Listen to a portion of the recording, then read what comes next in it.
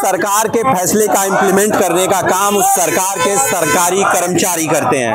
जब वह सरकारी कर्मचारी नाराज हो और इस तरह से विरोध प्रदर्शन करते नजर आए तो ये सरकार को चेतना चाहिए कि हमारे कर्मचारी हमसे नाराज हैं और कहीं ना कहीं उनके मन में वो पीड़ा है, कहीं ना कहीं समाज में यह तबका जो कितने लोगों से जुड़ता है। तो इस तरह से सरकार के प्रति अगर विरोध है तो सरकार को इन बातों पर ध्यान देना चाहिए। मगर सरकार की क्या वजह है? आज उत्तर प्रदेश के मुख्यमंत्री आदित्यनाथ योगी आजमगढ़ में हैं और फिर भी आप देखेंगे कि भारत बंद का ये जो असर आप आजमगढ़ में दिख रहा है, ये कहीं ना कहीं वह नाराजगी है।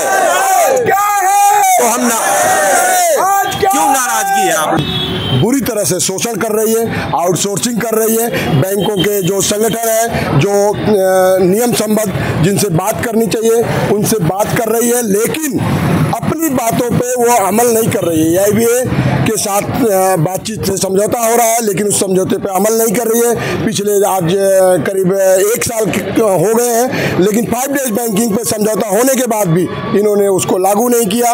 और तमाम जितने भी संगठन हैं, जितने भी हमारे ये ऑफिसेज हैं, चाहे LIC हो, चाहे बैंक हो, चाहे BSNL हो, यहाँ बहुत तरीके से आउटसोर्सिंग की जा रही है और नौकरियां धीरे धीरे खत्म होती जा रही हैं। निजीकरण को लेकर वर्तमान के साथ भविष्य की कितनी चिंता और भविष्य क्या होगा? सरकार ये बहुत जल्दी फटाफट ये सबको निजीकरण है। ये सरकार सिर्फ डाटा इकट्ठा कर रही है और डाटा इकट्ठा करके और बार छोटे छोटे संगठनों को मिला के और सबका निजीकरण करना चाहती है और ये बहुत ही देश के लिए घातक है। जो कर्मचारी सरकारी है, जो परमानेंट है, जो काम करता है, जिसकी लायबिलिटी फिक्स है, वो तो डरता है, लेकिन जो आउटसोर्सिंग कर रहे हैं उनको कोई डर नहीं है। वो बड़े बड़े घोटाले कर रहे हैं। क्या कारण है कि सारे संस्थान बेच दिए जा रहे हैं? क्यों बेच दिए जा रहे हैं? क्योंकि जब एक बड़ा संगठन इस देश को नहीं चला पा रहा है तो एक पूंजीपति जो पूरे संगठन को खरीद रहा है वो कैसे चला पाएगा? जैसे अमेरिका में बड़े बड़े बैंक खत्म हो गए, वही पोजीशन ये गवर्नमेंट सिर्फ अपना हित चाहती है, वोट बैंक चाहती है। और इसको बड़ा वोट बैंक चूंकि सारे हमारे मजदूर संगठन में नहीं नजर आता, इसलिए हमारा शोषण हो रहा है। तो आज आप लोगों का क्या कार्यक्रम है? हमारा कार्यक्रम ये आज का हमारा जो पूरे के पूरे स्ट्राइक का जो है, और हम सारे के सारे लगभग 25 करोड़ देश विदेश सब मिला के 25 करोड़ लोग एम्प्लॉई जो है वो आज हड़ताल पर है। सबसे चहेता इनका जो सरकार का दैनिक जागरण पेपर है उसके मुताबिक भी 25 करोड़ लोग स्ट्राइक पर है और हम सब विरोध करते हैं, निजीकरण का विरोध करते हैं। पर्याप्त भर्तियां सुनिश्चित करो, आउटसोर्सिंग बंद करो, कॉर्पोरेट का बकाया जो ऋणों का इन्होंने तत्काल बंद किया हुआ उसको वसूली करो। ग्राहक के लिए बैंकों में सेवा सुविधा जो अनेक तरह के लगा दी जाती है, बड़े बड़े कारपोरेटों को माफ कर दी जाती है। हमारे यहाँ अगर कोई 2 लाख रुपया लोन लिया है तो उसके यहाँ पहले पहुँच जाएंगे बैंक वाले, और जो 200 करोड़ लिया है वो उसको बाइज्जत विदेश भागने के लिए मजबूर करना पड़ रहा है। गवर्नमेंट उसका साथ दे रही है, चाहे नीरव मोदी हो, चाहे माल्या हो, चाहे और लोग हैं, ये सब सरकार के साथ मिले जुले हैं और सरकार इनके साथ मिली हुई है। ठीक है, ये बात अगर विचारों की जा रही है तो जिस तरह से सहारा का पैसा आम जनता को नहीं मिला, अगर निजीकरण होगा तो क्या गारंटी है कि LIC जैसे संस्थान के पैसे जनता को मिल पाएंगे? ऐसे प्राइवेट निजीकरण जो भी हो रहे हैं, जनता के पैसे कितने सुरक्षित होंगे? जी, मैं all India bank employees association, all India union bank employees association का मैं सहायक मंत्री हूं और हमारे महामंत्री जो कि पूर्व में यूनियन बैंक के 2 बार डायरेक्टर भी रहे हैं, उन्होंने पूर्व में कहा था कि जब भारत सरकार ने भारतीय जीवन बीमा निगम से बहुत सारे पैसे, मैं एकदम श्योर नहीं हूँ कि किस कंपनी में लगाया गया था, साहब बताएंगे, तो जब ये पैसे दिए गए थे भारत सरकार ने तो हमारे महामंत्री ने, यूनियन बैंक वालों ने बोला था, महामंत्री ने, कि ये विधवाओं के पैसे सरकार है जो उनको दूसरों को दे रही। क्या हक है सरकार को कि जो ये पैसे जो उनको कल को पॉलिसी मैच्योर होने पे देना था वो पैसे किसी और जगह लगा दे? तो मैं यही कहूँगा कि ये जो आपका प्रश्न था, मूल प्रश्न था कि ये पैसों का क्या प्रश्न था? सहारा के जब पैसे नहीं मिल रहे हैं, जब निजीकरण हो जाएगा, हाँ, क्या गारंटी है कि उन बैंकों से पैसे मिल पाएंगे? तो जब आज भारतीय जीवन बीमा निगम, जब ये भारत सरकार का एक उपक्रम होते हुए ये खतरा मंडरा रहा है, तो कल जब ये प्राइवेट कंपनियों के हाथ में जाएगा तो क्या होगा? वो तो ये सारे पैसे लेके कहीं ना कहीं भाग ही जाएंगे और ये हमारे जितने पॉलिसी वाले हैं ये सब यूं देखते रह जाएंगे, हाथ मलते रह जाएंगे। सर, बात अगर निजीकरण की हो रही है तो आम जनता ये कहती है कि सरकारी कर्मचारी जो होते हैं आम जनता से सरोकार नहीं करते हैं और कहीं ना कहीं निजीकरण जनता पे थोपा जा रहा है कि अच्छा हो रहा है। नहीं, देखिए ये तो अब जनता के दिमाग में भरी जा रही है बातें। मैंने बता रहा कि गोदी मीडिया के थ्रू ये चीज़ें भरी जा रही हैं। हमारे स्टाफ से, हमारे कर्मचारी से पब्लिक बखूबी संतुष्ट है, बखूबी जुड़ी हुई है, लेकिन इन चीज़ों को मीडिया के माध्यम से बताया जाता है कि नहीं ऐसा कुछ नहीं है। यह चीज़ें शुद्ध रूप से प्रोपेगेंडा है। रहा सवाल निजीकरण का, एक व्यवसायी का व्यवसाय का उतना ही मतलब है कि 1 लगाओ 10 कमाओ। तो इनका जो पूंजीपति वर्ग है, कारपोरेट घराना है, इनका एकमात्र उद्देश्य है, उनका न देश हित से कोई मतलब है, न राष्ट्र हित से मतलब है, न किसी चीज़ से मतलब नहीं। ये हिंदुस्तान से पैसा कमाएंगे, विदेशों में ले जा करके अपना कार्यक्रम खड़ा करेंगे, विदेश में जा करके अपनी इन्वेस्ट करेंगे। इनको न देश से मतलब है। देश कहाँ जा रहा है? वर्तमान गूंगी बहरी सरकार। अब आज बताइए कि आज भाई साहब ने बताया देश नहीं बिकने दूंगा, देश नहीं मिटने दूंगा नारा हुआ करता था। बिल्कुल, आज जो ये देश जो बेच रहे हैं ये लोग, तो अब जब तक हम लोग के जान में जान रहेगा इस देश को बिकने नहीं दिया जाएगा। चलिए, कर्मचारी अब तैयार हैं, सरकार के फैसले से नाराज हैं, तो सरकार आम जनता के सरोकार के लिए अब आम जनता सड़कों पर उतरी है। अब देखते हैं कितना सरकार इस पे विचार करती है। कुछ कोरोना काल की सर बात, कोरोना काल में अगर ये प्राइवेटाइजेशन इतना ही महत्वपूर्ण होता, सरकार इतनी ही उनकी चहेती होती, तो कोरोना काल में सरकारी अस्पताल, सरकारी बैंक, सरकारी ये जितने भी पब्लिक सेक्टर संस्थान थे, इन्हीं से क्यों काम करती है। अगर कोई विदेश से फंस जाता तो एयर इंडिया से उस समय मंगाया। अगर कोई भारत में कोई किसी स्कीम को लागू करना होता तो बैंक को दे दो। कोई अच्छी स्कीम सरकार को सुचारू रूप से चलानी होती तो LIC को दे दो, पोस्ट ऑफिस को दे दो। ये क्यों नहीं ICICI बैंक को दे देते, क्यों नहीं एक्सिस बैंक को दे देते, क्यों नहीं अपने चाहते अंबानी अमदानी को देते? क्यों? उनको सिर्फ प्रॉफिट चाहिए। वो जनधन खाते नहीं खोलेंगे, वो निजी किसी ऋण नहीं देंगे, वो सिर्फ प्रॉफिट का काम करेंगे। वो प्रॉफिट के व्यवसायी हैं। वो जो जहाँ जहाँ माल मिलेगा सिर्फ वही लेंगे। वो लाल किला खरीदेंगे, टिकट लगाएंगे, वो पार्लियामेंट खरीदेंगे, टिकट लगाएंगे।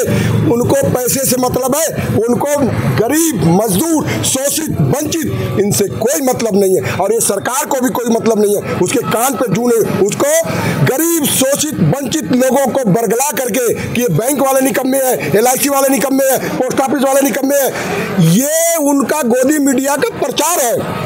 अदरवाइज भीड़ हमारे पास क्यों आती है? ये क्यों नहीं चली जाती ICICI बैंक में, प्राइवेटाइजेशन में? बिल्कुल विश्वास होता है सरकारी संस्थाओं पर। लोग आज भी विश्वास करते हैं। अगर बस में सफर करना हो तो सरकारी बस पहले रिकमेंड करते हैं। क्यों सर?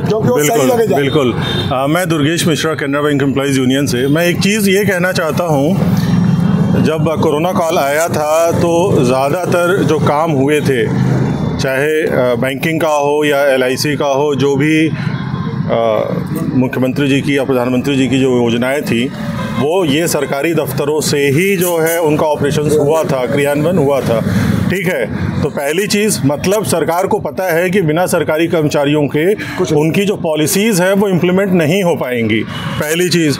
दूसरी चीज़ कि ये जो आउटसोर्सिंग ला रहे हैं, आप एक सिंपल सा लॉजिक है, अगर कोई एक सरकारी क्लर्क मान लीजिए 12 साल 13 साल नौकरी करने के बाद, ईमानदारी से नौकरी करने के बाद अगर वो 70-80 हज़ार रुपये तनख्वाह पा रहा, तो उसके अंदर जाहिर सी बात है ईमानदारी ज़्यादा होगी कंपैरेटिवली उन एम्प्लॉइज़ की जो कि आउटसोर्स रखे जा रहे हैं। अच्छा, एक चीज़ और है, जो कर्मचारी आउटसोर्स रखे जा रहे हैं, मैं ये नहीं कहता वो गलत है, लेकिन उनके साथ धोखा है। अप्रेंटिसशिप आ गया, हमारे बैंक में एक लड़की आ गई अप्रेंटिसशिप। अच्छा, उसका 1 साल के बाद 2 साल के बाद क्या होगा? भरोसा नहीं, नौकरी कब चली भरोसा नहीं है नौकरी कब चली जाएगी। लेकिन गवर्नमेंट का डेटा पूरा हो जाएगा। डेटा क्या पूरा हो जाएगा कि भाई इतने लोगों को रोजगार दे दिया, लेकिन उसमें कोने में लिखा होगा छोटा सा स्टार लगा के कि अप्रेंटिसशिप के तहत दिया गया, पहली चीज़। दूसरी चीज़ फिर उसके बाद उसमें क्या है कि वो जो 8,000 वाला एम्प्लॉई होगा, जब ये सारी चीज़ें वो पढ़ेगा तो उसके मन में भी ये रहता है कि भाई देखो एक मौका मिल गया, 1 साल के अंदर जितना लेना है वो लेके निकल लो। ठीक है, ये बिल्कुल बेसिक चीज, आम धारणा है। ये तो सरकार क्यों नहीं समझ पा रही है? मेरे मन में भी ये है, आप भी समझ रहे हैं, आप मतलब समाज भी ये जान रहा है चीजें। सरकार क्यों नहीं, क्या वजह है मानते हैं? बिल्कुल, बिकॉज जो मोटिव है, बेसिकली जो मोटिव है गवर्नमेंट का कि सरकारी नौकरियों को कम करना, और ये सबको पता है कि सरकारी नौकरियों को वो बढ़ा नहीं पाएंगी बहुत तेज़ी से। ठीक है, क्योंकि उस बारे में वो सोचती ही नहीं। ये हमेशा विलय के बारे में, फूट डालो राजनीति करो के बारे में सोचते हैं। तो पहले तो मोटिव होना चाहिए ना कि हम गवर्नमेंट ऑर्गेनाइजेशन को प्रमोट करें। ठीक सर।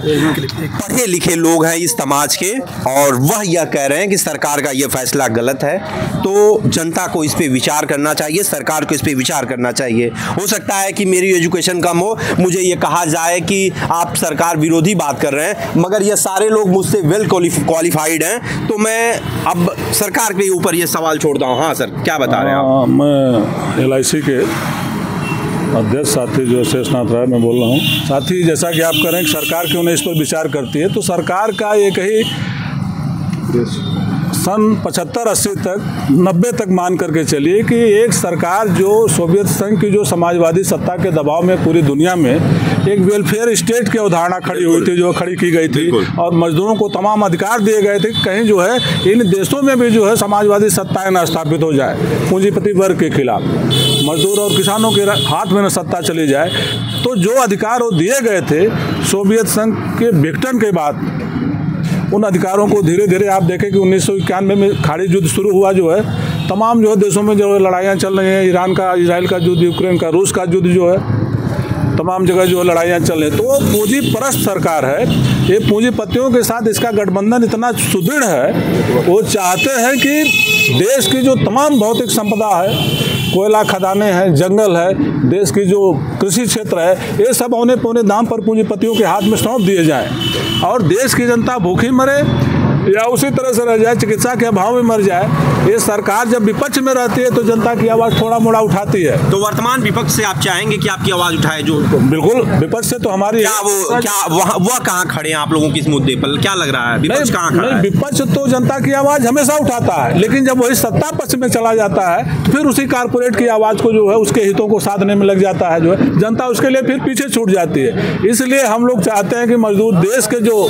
आज इस भारत व्यापी हड़ताल में, भारत बंद में 20 से 25 करोड़ जो है जनता जो सम्मिलित हुई, संगठित और असंगठित क्षेत्र की किसान सम्मिलित हुए हैं, मजदूर सम्मिलित हुए हैं, BSNL के एम्प्लॉय हैं, पोस्ट ऑफिस के एम्प्लॉय हैं, कोल फील्ड के हैं, LIC है, बैंक है।